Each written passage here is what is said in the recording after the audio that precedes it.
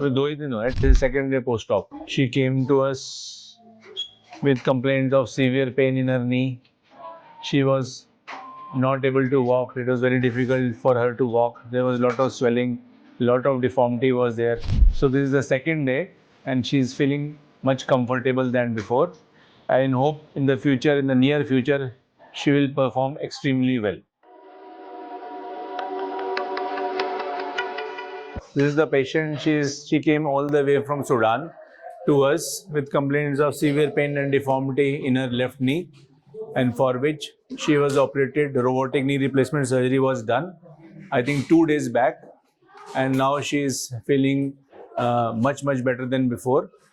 And this is the second day, and she is walking with the help of a walker. And I foresee that within few days, 2 to 3 days, she'll be walking independently without any support. And with the kind of knee arthritis epidemic we are getting these days, a lot of young patients we are getting from different age groups, from even in 40s, 50s, 60s, and 70s, from all over the world. From in India also, so many patients we are getting of knee arthritis. But this robotic knee replacement surgery has totally changed the situation, and the patients are performing exceedingly well.